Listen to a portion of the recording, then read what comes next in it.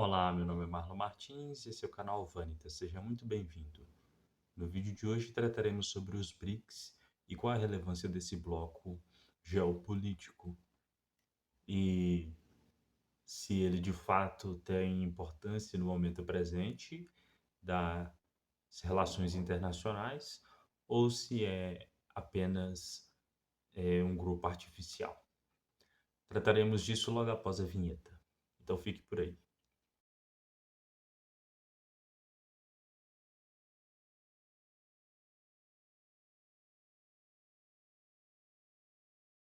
Pois bem, os BRICS possuem números impressionantes quando pensamos na somatória da sua população, que representa por volta de 48,5% da população mundial, representa cerca de 40% do PIB mundial e representa cerca de 36% da extensão territorial terrestre do planeta. Assim sendo, são números impressionantes quando se considera os países do BRICS somados e pensa nos novos membros que entraram nessa aliança. No entanto, já vão surgindo questões relacionadas a esse bloco. Apesar de haver um interesse dos países do bloco de se desvencilharem da aliança ocidental, presente na figura da OTAN e da ONU, e das alianças como a União Europeia, enfim, o que acontece é que os países membros dos BRICS não firmaram uma aliança ampla e acentuada. Ou seja, quando pensamos nos países da União Europeia, por exemplo, não há interesse de conflito entre eles. Não há interesse em atacar um ao outro. Não há interesse em questões sensíveis que prejudicam demais o aliado. Em contrapartida, quando olhamos para os países dos BRICS, nós percebemos que existem interesses que se chocam e inviabilizam uma parceria mais estreitada.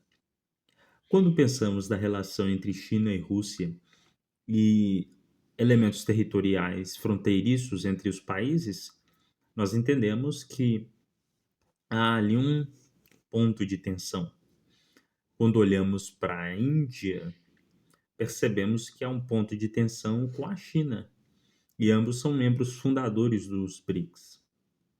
A Índia, no seu conflito com o Paquistão, também rechaça a China devido à parceria que a China fez com o Paquistão em muitos momentos para prejudicar a Índia.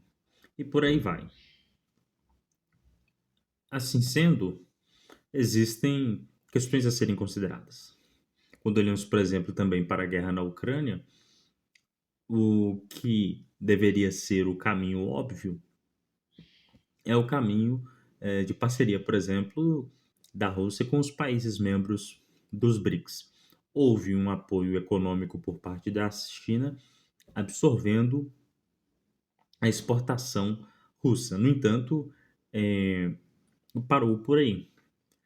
Um apoio mais acentuado na linha de frente não existiu. Então, ao mesmo tempo que há uma parceria, existem interesses particulares que são particulares.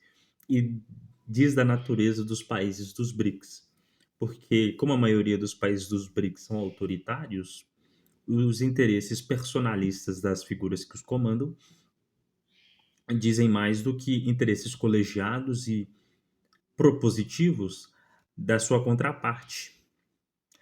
Então, isso inviabiliza um pouco qualquer avanço no sentido de estreitar mais a relação desses países. Para além disso, existe o óbvio que está acontecendo na análise do que ocorre no Conselho das Nações, quando percebemos que os Estados Unidos, nesse momento, vem adotando uma postura agressiva com relação aos seus aliados e aos não aliados, e essa agressividade, ela diz de uma guerra que pode ocorrer ou que vai ocorrer, hã, inegavelmente. Assim sendo, a questão que devemos ter em consideração é que essas parcerias são parcerias até a página 2, uma vez que cada um quer o seu quinhão, cada um vê possibilidade grande. Vamos fazer uma, uma ilustração que aponte para isso. Em um eventual cenário de conflito entre as duas grandes potências mundiais hoje, Estados Unidos e China, uma vez que a Rússia, apesar dos pesares, é um país totalmente enfraquecido devido a esse conflito arrastado contra a Europa, verdade seja dita, o conflito não é contra a Ucrânia. Ucrânia é um proxy. A guerra da Rússia é contra a Europa. E a Europa financia massivamente a Ucrânia para impedir o avanço russo e enfraquecer e minar o avanço da Rússia. Então, a Rússia, ao final disso tudo, estará bem enfraquecida, já está muito enfraquecida. Se não aconteceu, ainda vai, porque que é o quê? O sistema SWIFT utilizado pela Europa e pelos a maioria dos países do mundo bloqueou os ativos russos e esses ativos eventualmente serão utilizados para a reconstrução da Ucrânia ou para armar a Ucrânia, enfim. Nesse sentido, então, o que acontece é que a Rússia, depois disso, sairá ainda mais decadente e enfraquecida. Pois bem, e uma figura paranoica como Putin, em semelhança a outros da história como Herodes e Calígula, sairá da história de forma provavelmente não muito agradável e de modo a enfraquecer drasticamente o país após a sua saída. Mas enfim, eu fiz uma grande digressão aqui. Em um cenário hipotético, Estados Unidos versus China, e pensando que ao fim desse conflito não haja um inverno nuclear, mas ambos os países sofram baixas tão graves e tão severas que os tire o peso e a força no cenário internacional, as outras nações vão querer estar por cima e podem aproveitar da devastação que esses países gerarem um no outro para assumir a crista da onda. Eu diria dois países importantes que me vieram à mente agora, um na Europa, que é exatamente a Alemanha, e o outro que seria a Índia. São só exemplos. Outros podem vir surgindo aí nesse sentido. E o país que poderia se aproveitar dessa janela histórica é justamente o Brasil.